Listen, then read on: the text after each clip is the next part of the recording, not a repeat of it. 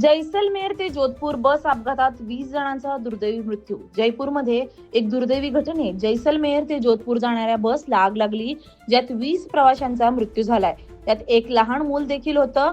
प्रारंभिक माहितीप्रमाणे बसची बॅटरी किंवा वायरिंग मध्ये शॉर्ट सर्किट झाल्यामुळे आग लागल्याचं समजतंय.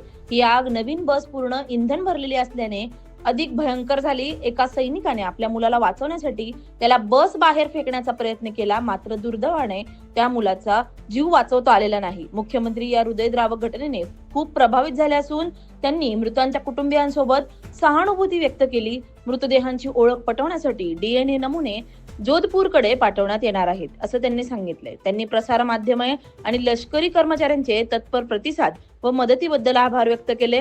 या दुर्दैवी घटनेने सर्वांना हतबल केलं असून सुरक्षित प्रवासासाठी आवश्यक पावले उचलण्याचं आवाहन से निकलती हुई शहर से कोई ज्यादा तो दूरी नहीं थी, परंतु लगा होगा 10 मिनट का समय और 10 मिनट के अंदर सारे सपने चकनाचूर हो गए। कई ऐसे थे जिन्होंने अपने परिवार को फोन किया था कि मैं आ रहा हूँ, भोजन बना के रखना। बहन को फोन किया, किसी ने अपने घर किया था। तो बस एक सडनली जब मौत आती है तो कोई पता ही नहीं चलता किस रूप में आती है, कैसे आती है। दुखद हृदय विदारक घटना रही है और 20 काल कलवित हुए हैं। 19 तो बस के अंदर ही और एक अभी जाते जाते रास्ते में रहा है। कितने कैजुअलिटी हुई? 20 हुए हैं। 19 तो बस के अंदर ही शरीर छोड़ा और एक जोधपुर जाते हैं। बच्चे भी है इसमें? हाँ, बच्चे भी है। एक मैंने सुना है कि कोई फौजी भाई उसने अपने बच्चे को बचाने के लिए बारी में से फेंकने की भी कोशिश की, पर वो दुर्भाग्य की बच्चा बाहर नहीं आ पाया अंदर ही। और किस तरह आग लगी होगी, किस तरह संभावना रखी जाए? शॉर्ट सर्किट का मामला है, बैटरी से तार से कोई शॉर्ट सर्किट हो। फिर एसी थी, नई बस थी, तो नई बस में गैस पूरा भरा हुआ था और उसके कारण एकदम भड़क गई तुरंत ही। सबसे बड़ी बात है जो घायल है उनकी क्या स्थिति है? अभी ठीक सबसे संपर्क में है, पर देखिए काफी कुछ ऐसा है, गंभीर मामला है। भगवान करे सब बच जाए, यही प्रार्थना करते हैं। मुख्यमंत्री ने भी विजिट किया, उन्होंने क्या बोला, किस तरह सांत्वना किया? हृदय विदारक दृश्य देख करके वो खुद ही भावहील और दुखी मन से अभी तो क्या बोलेंगे, उनकी खुद की आंखों में एकदम आंसू जैसे आए हुए थे। परंतु जरूर सांत्वना तो है ही है, पर उनके साथ भी रहेंगे, संभल देंगे।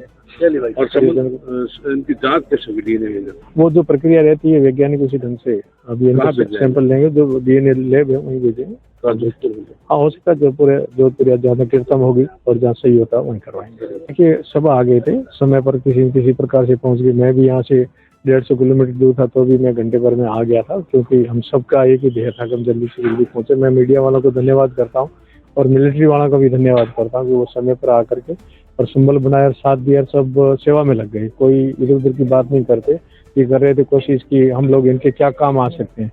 तो मैं मीडिया के माध्यम से मीडिया वालों को भी धन्यवाद देता हूँ कि ऐसी दुख की घड़ियों में आप सब लोग साथ खड़े रहे। यहाँ से अभी और हुए थे दूधू के पास में भी, और एक तो यहाँ से का क्या कर 20 लोग मारे गए, वेंटिलेटर पर है लोग, 70% बर्न है। तो ये बहुत ही दुखद घटना है और मेरे ख्याल से तो ये तो जांच का विषय भी है। बस में आग लगी क्यों, ये जांच का विषय भी हो सकता है। कई बार नई बस खरीदते हैं, ये मैंने सुना 10 दिन पहले बस खरीदी थी, सुना है मैंने, तो पता नहीं कोई टेक्निकली गलत तो नहीं है। ऐसे वक्त में इसको लापरवाही नहीं करनी चाहिए, बाकायदा कंपनी में कंप्लेंट करनी चाहिए कि भाई रवाना हुई थी बस, एक्सीडेंट भी नहीं हुआ और ये हादसा हुआ क्यों, कोई टेक्निकल फॉल्ट हो गई, आग लग गई। मैंने सुना आग लगते ही जो दरवाजे थे वो लॉक हो गए। जो सुनते हैं असलियत क्या नहीं मालूम हम लोगों को, पर इसको सरकार को चाहिए कि इसकी बाकायदा कंपनी से बात करके इसकी जांच भी करवा, मेरा मानना है। बाकी तो हम ईश्वर से प्रार्थना कर सकते हैं कि मृत आत्माओं को शांति प्रदान करे, जो अभी तकलीफ में है अस्पताल में वो जल्दी स्वस्थ हो, ये हमारी कामना है। परिवारजनों के लिए भी कह सकते हैं कि बहुत बड़ा हादसा हुआ है, बहुत दुखद है। अब उसको आपको कैसे सहन करना है वो भगवान आपको शक्ति दे। एक सर अंता में अभी तक अब वो काम ही मैं करूंगा, बीजेपी का कैंडिडेट देख लेने से मैं क्या करूं। मैं तो ये कह सकता हूँ हमारा कैंडिडेट दमखम के साथ उतर चुका मैदान में, दमखम के साथ में हमारा उम्मीदवार उतर चुका है हम आज वहीं जा रहे हैं, फॉर्म भरेंगे वो, और रैली भी होगी, और हमारा काम तो शुरू हो गया है। एक सर बिहार में भी महागठबंधन की तरफ से सीटों शेयर नहीं वो मेरे ख्याल हर कदम हो जाएगा, अब हर कदम हो जाएगा, चर्चा चलती है, और मैं समझता हूँ कि जल्दी फैसले होंगे। एक सर बिहार चुनाव से ठीक पहले IARCTC घोटाला तय किया गया है, लालू प्रसाद यादव और राबड़ी देवी। ये तो आश्चर्य होता है। चुनाव के पहले ही कोर्ट भी एक्टिव हो जाता है, चुनाव के पहले ही CBI ED एक्टिव हो जाती है, चुनाव के पहले ही। तो इनको सोचना चाहिए कि चुनाव चल रहा है, डेमोक्रेसी है, डेमोक्रेसी में सबको कहते हैं समान अवसर मिलने चाहिए, तभी तो ये कोड ऑफ कंडक्ट लागू होता है कि सबको, सत्ता पक्ष है, विपक्ष है, सबको समान रूप से उतरने के मैदान में उतरने का अवसर मिले, तभी तो वो आचार संहिता लागू होती है। तो ये भी एक उसका पार्ट है कि भाई क्या फर्क पड़ता है, आप 1 महीने बाद में CBI कोर्ट में चालान पेश करते तो क्या फर्क पड़ता है, या 4 महीने पहले कर देती चुनाव के। चुनाव चलना शुरू हो गया है, नोटिफिकेशन जारी हो गया है, अब बुला के आप चालान पेश कर रहे हो, इसको क्या कहेंगे। देश देख रहा है, देश देख रहा है, आने पर माकूल जवाब देगा इन सब लोगों को, जो ये सत्ता में बैठे हुए लोग हैं, इनको NDA गवर्नमेंट को सबक सिखाएगा। एक सर अमित शाह आए थे, आपको याद भी करा था मंच से। अमित शाह मुझे याद करते तो अच्छी बात है, पर मैं उनको याद करता हूँ लगातार। कन्हैया साहू का जो मर्डर हुआ है, NIA ने केस ले लिया, उसका अभी तक भी 3 साल हो गए हैं, 3 साल में अभी तक क्यों नहीं फैसला हुआ कोर्ट से, ये मैं जवाब चाहता हूँ उनसे, वो गृह मंत्री देश के।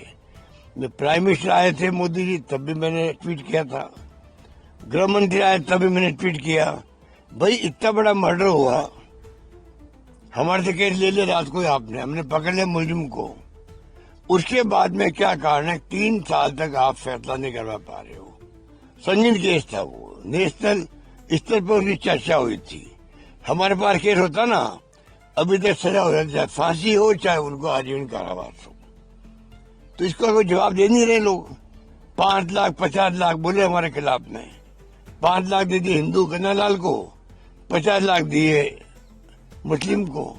अब मैं उनके घर गया, मैं कन्हैयालाल जी के, उनकी पत्नी ने, बच्चों ने क्या बात कही वो मीडिया में आ चुका, सोशल मीडिया में, कि हमें पूरा 50-51 लाख मिले, हमें भड़काया गया कि कई लोग आए थे, अब कितना मिला, 5 लाख मिला होगा, तो हमने कहा नहीं 5 नहीं मिला है, 50 मिला हमें। नौकरी मिली 2 बच्चों को, पकड़ लिए गए वो हत्यारे। तो ये स्थिति परिवार की, परिवार खुद पूछता भी कि होगा क्या आखिर के अंदर, हमारी पत्नी की, हमारे पिता की हत्या हो गई, तो कोई जवाब इनके पास नहीं है। एक सर राइजिंग राजस्थान को भी उपलब्धि मान रहे हैं। अब वो तो अगर ये बताए पब्लिक को, ये असेंबली जवाब दे नहीं पा रहे, असेंबली क्वेश्चन लगता है कि कहाँ का MOU हुआ, उसकी स्थिति क्या है। ये कहते हैं बहुत बड़ा पुलिंदा हो जाएगा पेज का, इसलिए हम नहीं दे पा रहे हैं। ये जवाब हुआ क्या।